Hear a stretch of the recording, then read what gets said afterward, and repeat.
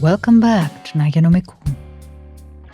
Tonight's story is a masterwork of contemporary body horror by Nicholas Leonard, a writer from Massachusetts, whose work I have had the pleasure of narrating before.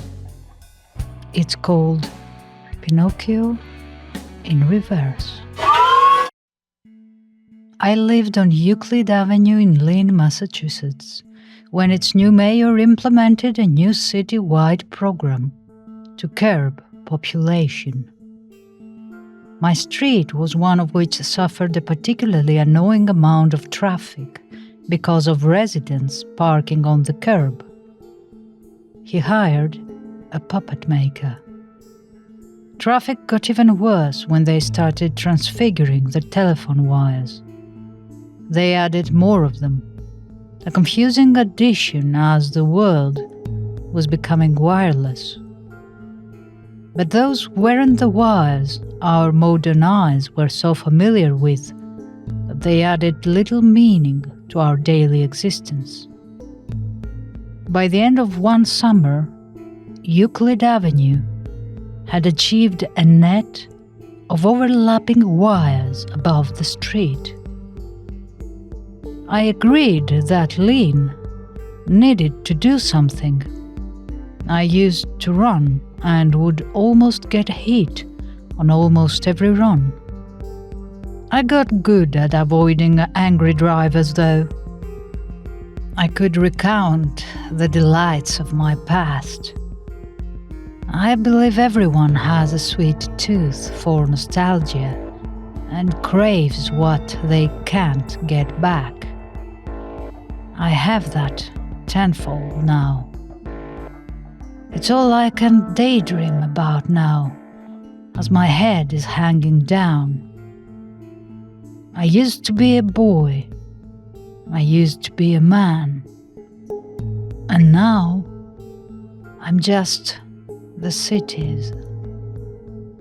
It's silly to imagine the middle-aged mourning their prior bodies before the wrinkles, before the sun damage. I would trade that in right now. I would give everything for that, even at this age in my early 20s. I'd rather be a creaky old man than whatever creaky thing I am now. I'm pretty sure there's anesthetics pumping through the wires, but I'm getting ahead of myself. For days, I've been doing the classic Boston fent pose in my living room. But I'm perfectly sober. Way too sober for this. I don't really have the same back strength I had before. I'm a wretched thing now. The puppet maker had to disconnect my forearm from my upper arm so that it would be easier for my appendages to adhere to my strings. In a sense, it gives me greater range. He had to disconnect my wrist too, reconnect it at a distance of a couple of inches from its original position. It's connected by wooden mechanics, but the crimson ligaments and nerves remain. The ribbons of skin and muscle are actually visible and somewhat conceal my new parts. It just looks like strips of fruit roll-up are covering the mechanics between my wrists and forearm and upper arms. I don't know where my bones end and mechanics begin. I stopped wondering what is what, for all of this is just me now. Oh, rest assured, I attain autonomy. I just have lost the ability to wander as I wish, for I can only go as far as the wires above me allow. What did he do? I feel my intestines sloshing around like caught fish and eels when I wander out of my house. It's easier being a pedestrian now, less traffic. Wait, he had to do something to my torso in order to whatever. I don't know my exact architecture. My ribs must be so confused about the rest of me. He kept the most vital parts intact as well as possible, like my spine, things I need. I can hear the wheels in my knees creak when I walk. I have to take wide, laborious steps across the street. I wish one car would just hit me. I swear they would have before. Oddly, now that I am less human, or maybe too much human suddenly, as all of me has been stretched out, drivers feel bad for me. They don't want to hit me. They're struck with sympathy as they slow down, and it makes me shit. I feel bad for them because of just how long it takes me to cross the street. But you see, walking is literally the only exercise I can do now. And I don't know how much it actually does.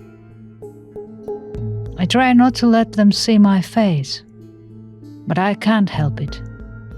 I'm taller than their cars. I know they lean over their dashboard to see me.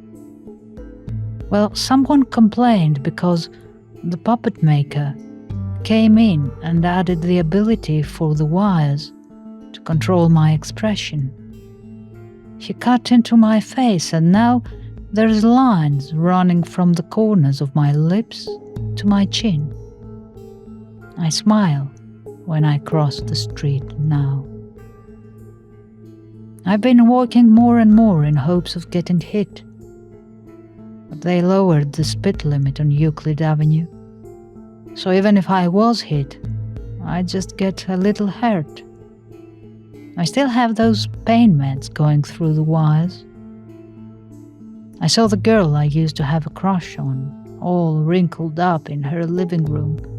The one time she left her curtains open. Her whole entire body was wrinkled up, ruined like mine. She was crying. I hobbled away, hoping she didn't see me either. I saw a mother walking her toddler who was now the same height as her. His whole childhood stripped. Seeing him learn to walk made me more aware of the work done to our pelvises. I hadn't realized how much I really did waddle until then.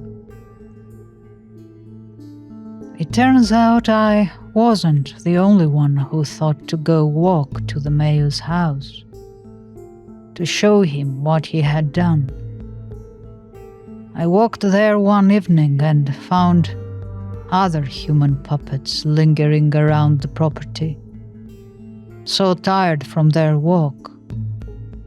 They did the fend pose as well.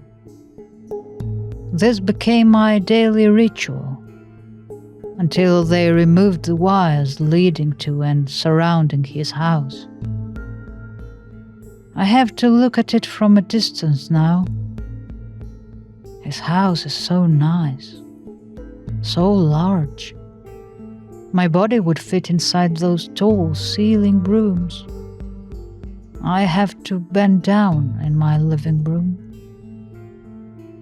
I get so tired walking there that when I arrive, I hunch over.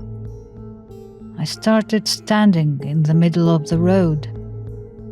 I don't care about the honking. I hope they slam into me. I want my flesh and timber to go scattering. The air has dried out my insides. There won't be much blood.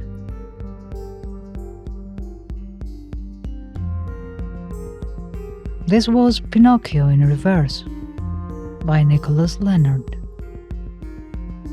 If you enjoyed this narration, you might also enjoy The 5th of July, another story by Nicholas, set in the same city. Until next time.